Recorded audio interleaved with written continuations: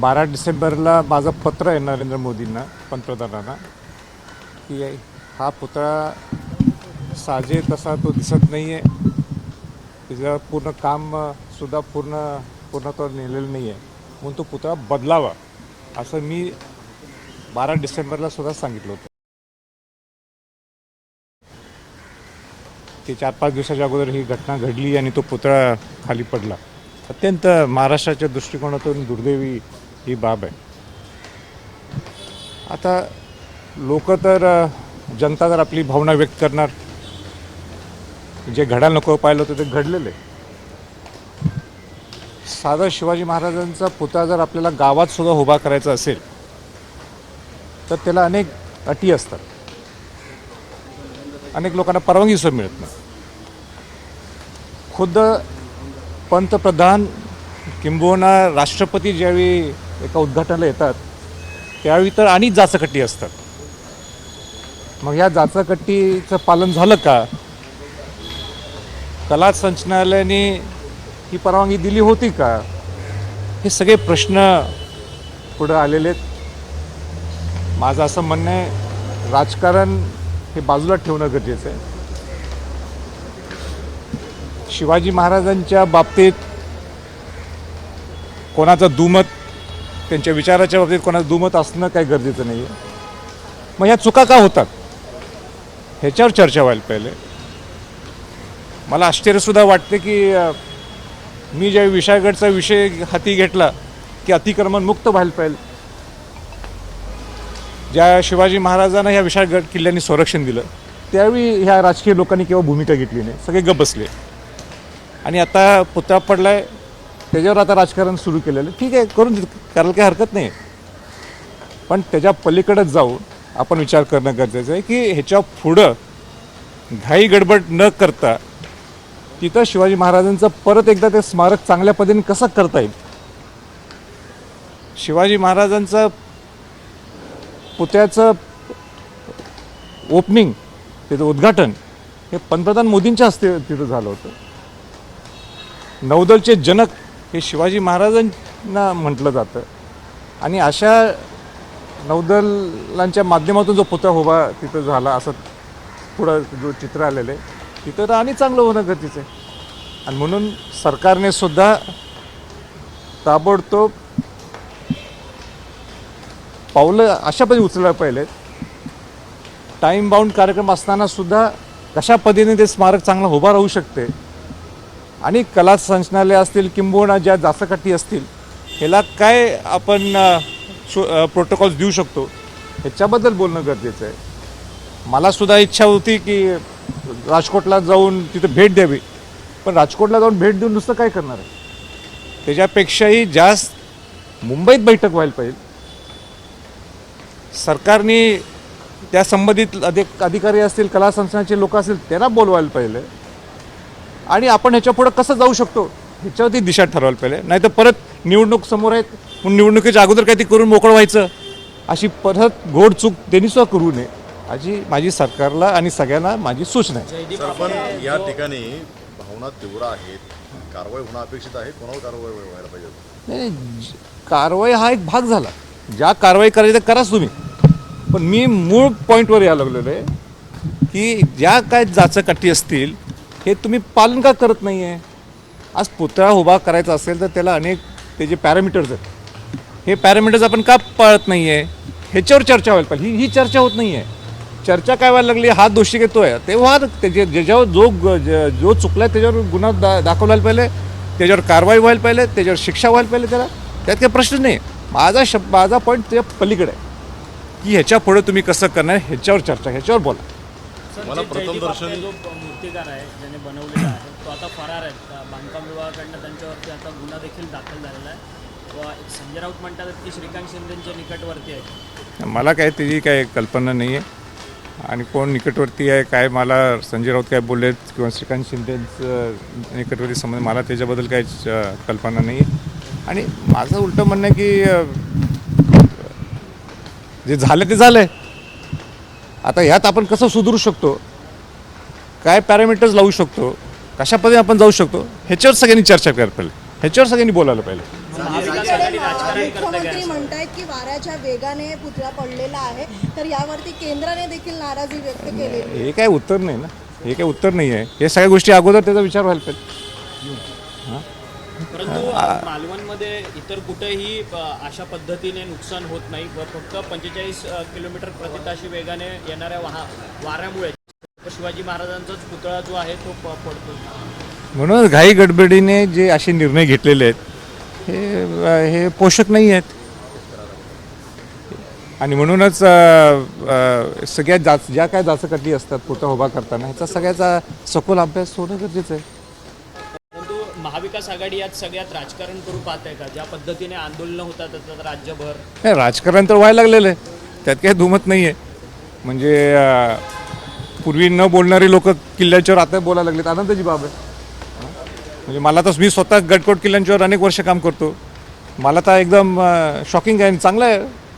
म्हणजे या निमित्ताने तर बोलायला लागलेत सगळे.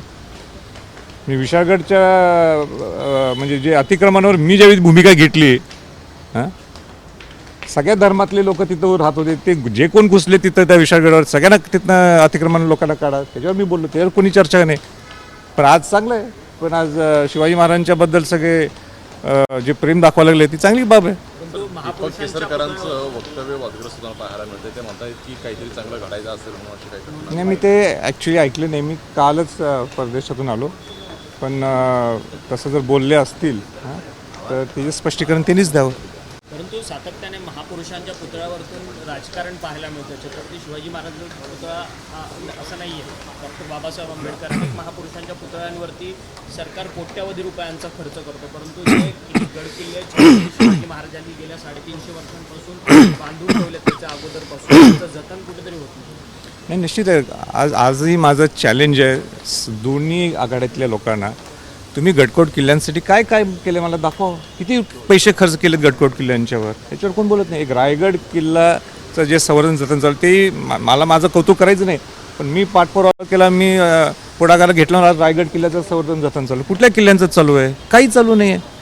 350 शिवराज्याभिषेक या वर्षभरात सुद्धा तुम्ही काय केलं गडकोट किल्ल्यांसाठी? त्यांनी बोलावं. काहीच नाही.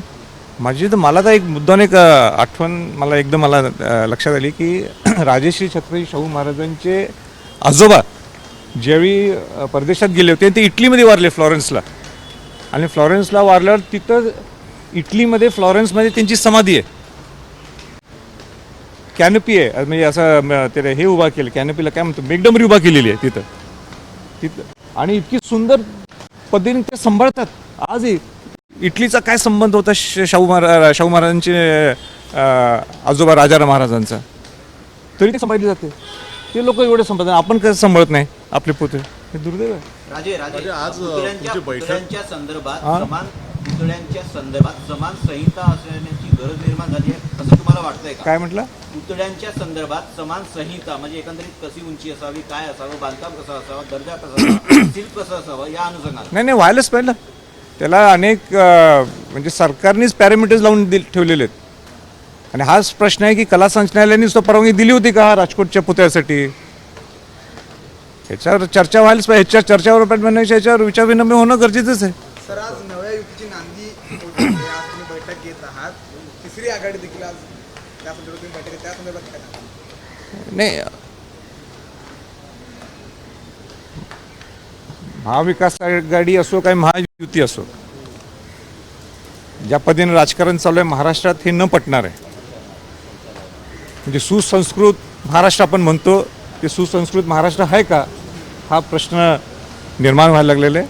म्हणून आमच्यासारखे अनेक लोक, अनेक पक्षातले लोक, उदाहरण बच्चू कडू असतील, परखड व्यक्तिमत्व आहे, आम्ही सगळे एकत्र यायला लागलो, चर्चा करायला लागलो आहे, ज्याच्यातून एक महाराष्ट्राला एक सुसंस्कृत महाराष्ट्र घडवण्यासाठी आमचा हा प्रामाणिक प्रयत्न आहे. आघाडी तिसरी आघाडी आहे किंवा आणि काही वेगळा शब्द अजून तो काही ठरलेला नाही आहे. पण सुरुवात तर निश्चित झालेली आहे, चर्चा सुरू झालेली आहे. आज आमची प्रहारचे प्रमुख आमदार बच्चू कडू आणि अनेक छोट्या छोट्या मोठ्या पक्षांची चर्चा आहे. राजरत्न आंबेडकर सुद्धांशी आमचं बोलणं चालू आहे. परवा मनोज जरांगेंची सुद्धा मी भेट घेतली. तिथं सुद्धा सकारात्मक चर्चा झालेली आहे.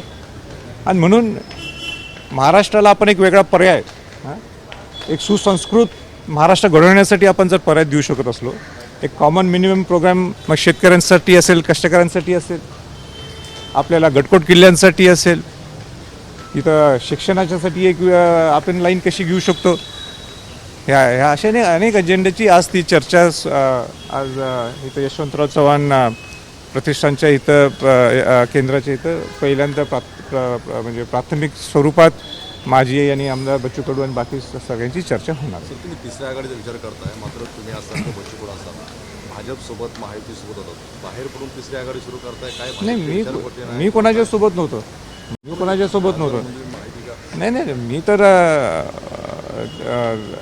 मी कोणाच्या बरोबर सोबत नव्हतो. मी नुसतं रायगड प्राधिकरणचा अध्यक्ष आहे, पण त्याच्यात मी केव्हा राजकारण आणत नाही. आणि त्या नात्याने माझं काम चालू आहे. मला जर काही जी गोष्ट कुठली पटत नाही मी ते परखडपणाने बोलतो. तिसरी आघाडी आगामी विधानसभा निवडणुकीमध्ये महाराष्ट्राला दिसेल. त्याच्यासाठी तिसरी आघाडी हा शब्द मला माहीत नाही, पण राजकारणात तर आम्ही स्वतंत्र एक वेगळं अस्तित्व ठेवूनच जाणार आहोत. त्यामध्ये आमदार बच्चू कडू असतील आणि बरेच अनेक लोक आहेत ज्यांची सगळ्यांशी चर्चा चालू आहे आणि सकारात्मक दृष्टिकोनातून सगळ्या चर्चा चालू आहेत. जायचं तर हे निश्चित आहे विधानसभेत. तिसरी आघाडी म्हणून प्रकाश आंबेडकरांनी सुद्धा अनेकदा प्रयत्न केला गेला होता. प्रकाश आंबेडकर जर सोबत आले तर तुम्ही आहात किंवा सोबत गेला? सगळ्यांसाठी आमचे दारे खुलेत.